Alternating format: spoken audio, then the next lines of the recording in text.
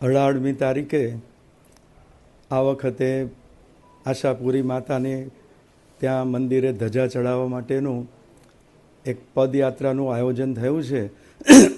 પહેલાં તો આપ સૌને હું ધન્યવાદ આપીશ કે ગત વર્ષે આપે આવી જ યાત્રાનું આયોજન કર્યું હતું અને પ્રતિકૂળ સંજોગોમાં કહેતા વરસાદની ઝડીઓ વચ્ચે તમે બધા શ્રદ્ધાપૂર્વક ત્યાં આશાપુરી માતાએ પધાર્યા હતા અને ત્યાં આગળ એ ધજાનું આરોહણ કર્યું હતું.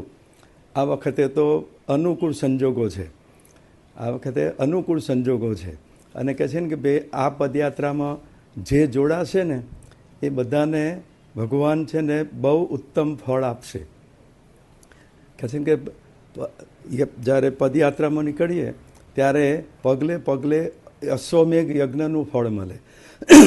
આ તો કહે છે ને કે ભાઈ સહેજે સહેજે પેલું બગાસું ખાતા મોઢામાં પેંડો આવી જાય ને એવી વાત છે કે થોડું ચાલીએ અને ખૂબ મોટું પરિણામ મળે.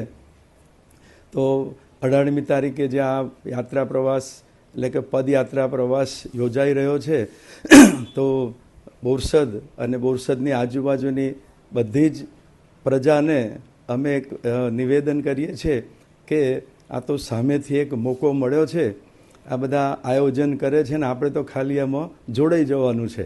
તો બધી જ જ્ઞાતિના કહે છે ને કે નાના મોટા બાળકો ભાઈઓ બાઈઓ બધા જ આમાં ખૂબ ઉત્સાહથી જોડાય અને કહે છે ને કે આખી જિંદગી છે ને આપણે આપણું કર્યું છે, આપણા કુટુંબ માટે કર્યું છે. હવે સમય આવ્યો છે આપણું પોતાનું કરવા માટે, પોતાના જીવનું કરવા માટેનો આ સમય આવ્યો છે. તો આ પદયાત્રામાં જોડાઈ અને આપણે આ ધર્મ ક્ષેત્રે થોડું કંઈક કાર્ય કર્યું છે એનો આત્મસંતોષ આપણને મળે એવી પદયાત્રા આપણે કાઢવાની છે. તો બધા જ ખૂબ ઉત્સાહથી આ પદયાત્રામાં જોડાય અને સાથે સાથે કહે છે ને કે ભાઈ આ તો ધર્મનું કાર્ય છે પણ સાથે ભક્તિનું પણ કાર્ય છે. તો ભક્તિ કરતાં કરતાં આપણે જે ઈષ્ટદેવને માનતા હોય એ ઈષ્ટદેવનું ભજન કરતાં કરતાં આપણે પદયાત્રા કરીએ તો આ પદયાત્રાનું વિશેષ ફળ મળતું હોય છે.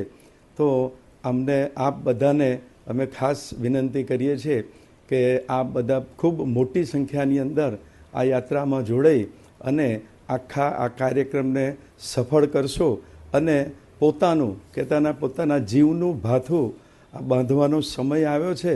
તો આપણે બધા જીવનું ભાથું બાંધી અને મોક્ષ માર્ગે આપણે એક ડગલું આગળ વધીએ એવી મહારાજ સ્વામીના ચરણોમાં પ્રાર્થના. શ્રી સ્વામિનારાયણ ભગવાનની જય.